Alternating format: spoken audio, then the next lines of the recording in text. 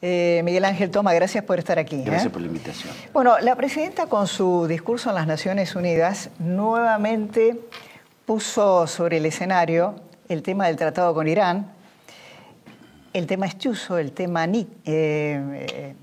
Sí, Nisman. Pero a mí lo que me llamó la atención es que creó una nueva división con los Estados Unidos, poniendo en el centro a un espía. Sí. A mí me pareció yo decía, ¿cómo es posible? ¿Se puede hacer esto en un discurso? ¿Vale la pena? A ver, ¿Cuál es la situación hoy el haber con puesto Estiuso? nuevamente en escena Estiuso le es doblemente funcional a ella, ¿no? No al país, a ella. Primero porque lo utiliza como un ariete para profundizar la brecha que ha generado en la relación con los Estados Unidos. Es indirectamente un tiro por elevación a Obama. Y segundo, porque reinstalar en ese ámbito la cuestión de Estiuso le es funcional a lo que ella ha determinado que es Estiuso, que debe ser el demonizado, aquel en el que se echan todas las culpas para debatir acerca, fíjate vos, acerca de si Estiuso sí, Estiuso no, estuvo bien o estuvo mal, cuando en realidad lo que hay que discutir acá es qué ha pasado con Nisman. Con Nisman, claro. Este es el problema. Entonces, si yo discuto Estiuso, no discuto Nisman. Sí. Pero además Estiuso es como un boomerang para el gobierno, porque Néstor Kirchner lo presentó a Nisman para que colabore en el tema AMIA, y Nisman y Estiuso fue funcional durante más de 10 años este gobierno. Absolutamente, absolutamente. Además, se le endilga la relación con los servicios de inteligencia extranjeros. Pero la función esencial de un servicio de inteligencia, que es preservar los intereses estratégicos de la nación, no los de un gobierno, que ha sido la manipulación del kirchnerismo, se perfecciona cuando existe la interrelación entre los servicios de inteligencia de un país y aquellos otros con los que tiene una relación aceitada. Fueron convocados por el propio Kirchner en su momento, ¿no? Dio como instrucción trabajar en conjunto. Eso por un lado. Y por el otro, evidentemente, acá ha habido una manipulación muy clara por parte de la presidenta, del kirchnerismo como cultura, ¿no? Que es precisamente sacar a las estructuras de inteligencia su función específica y colocarlas como un instrumento de control y de represión interna. Mire, es muy simple esto. El sistema de inteligencia es una máquina compleja, acá y en cualquier parte del mundo. Es una máquina que tiene engranajes. Este uso, o cualquier oficial de inteligencia, es parte de ese engranaje, parte de esa maquinaria.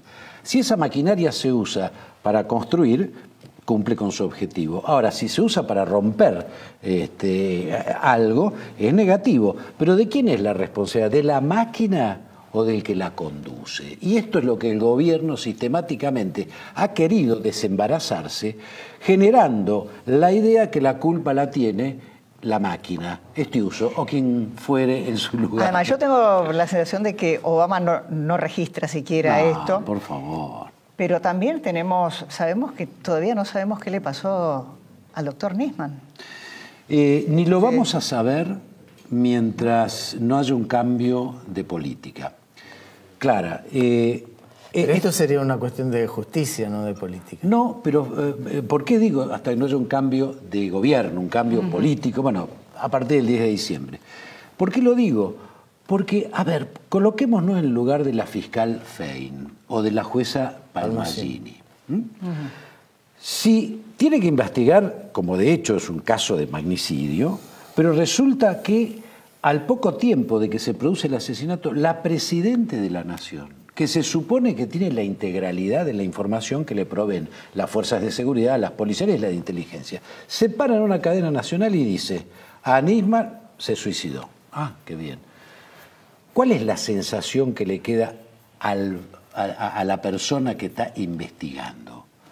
Pero eso no termina acá. Incómodo por decir poco. Claro, perdón, quiero terminar con la idea. Al poco tiempo va y dice, no, esto es un homicidio. No tengo elementos, pero tengo la íntima convicción de que se trata de un homicidio. ¿Qué le pasa a ese oficial de justicia que quien tiene, o que se supone quien tiene, el control de las estructuras de seguridad e inteligencia y la información que le proveen, pasa de un extremo a otro? Eso es un condicionamiento brutal sobre la justicia. Y esto es lo que impide que se esclarezca la verdad sobre Nisman. Y esto es intencional, además, porque el gobierno es el responsable de la muerte de Nisman, por acción o por omisión. Pero acá hay una responsabilidad que es absolutamente indelegable y que no es de un policía o no más allá, o de un miembro de una estructura de inteligencia, más allá que pueda haber cometido un delito. Acá hay una responsabilidad directa de quien las conduce. Esta responsabilidad de Cristina Fernández de Kirchner. Ella tiene las manos llenas de sangre de Alberto Nisman. Fuerte la definición. ¿Por qué? ¿Porque no lo cuidó? Por acción o por omisión.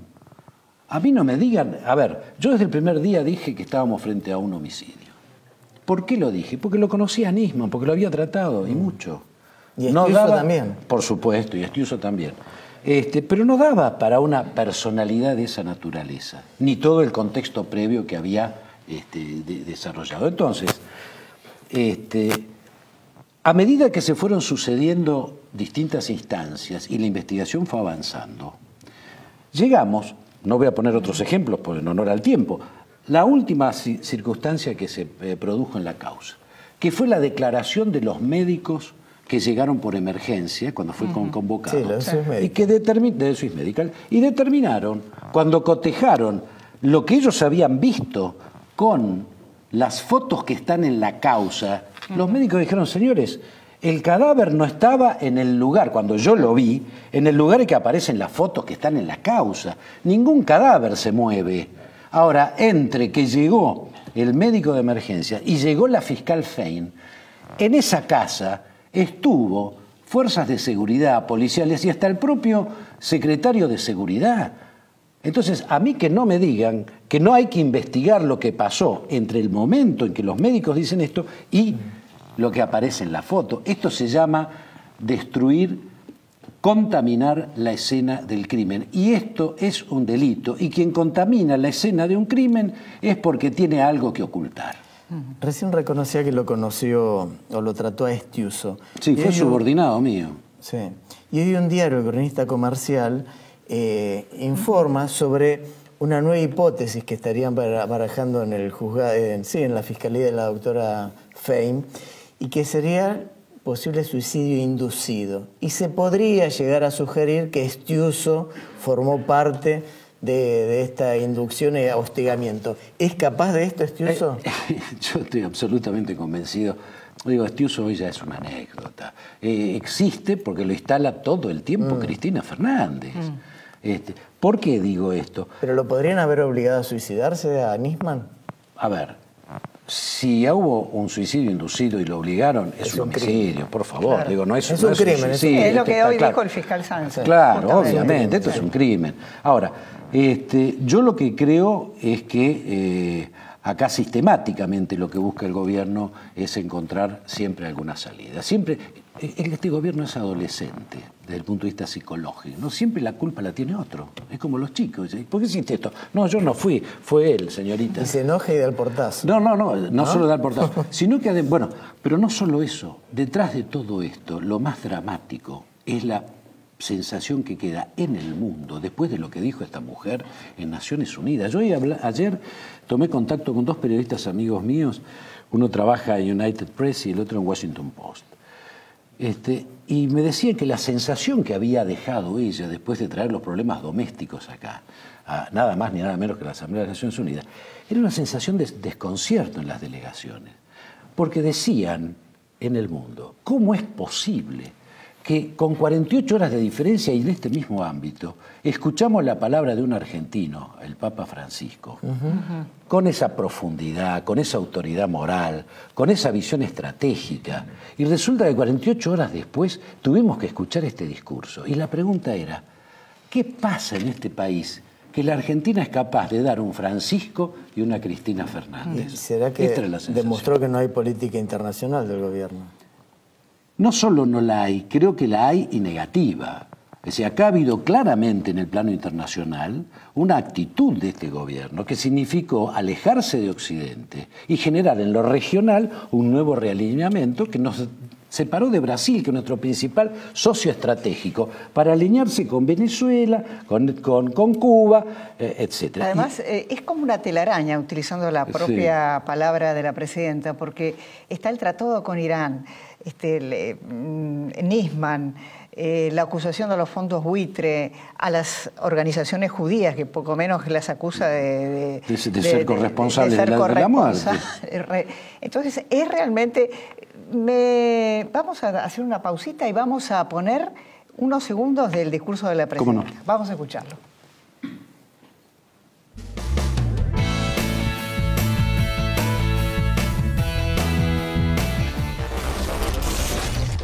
Si somos cómplices del régimen iraní, ¿qué es el presidente Barack Obama entonces? ¿También?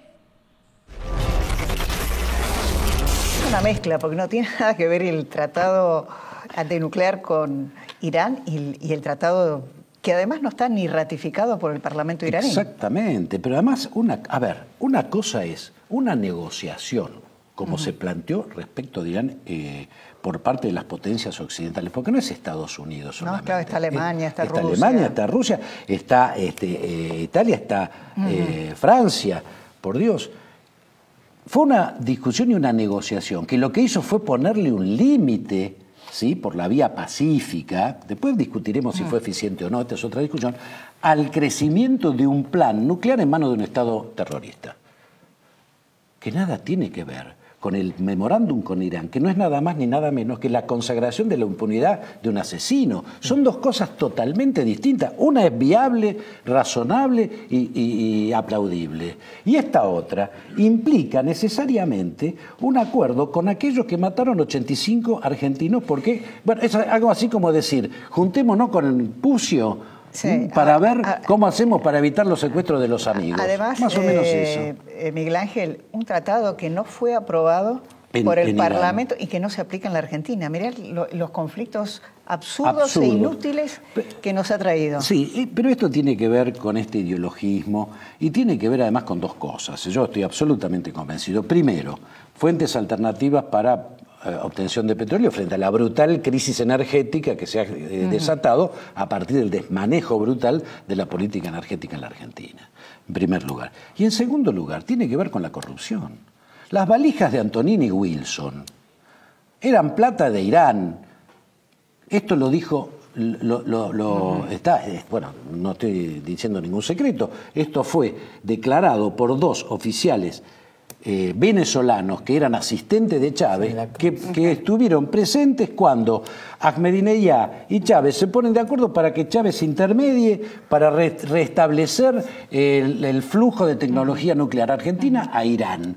Entonces, acá hay corrupción y acá hay intereses personales. Plata además que nadie retiró de la aduana, ¿no? Bueno. Pero, ¿qué es para la corrupción del kirchnerismo $800.000? No hay nada. Miguel Ángel Toma, gracias por estar con nosotros. Gracias a usted.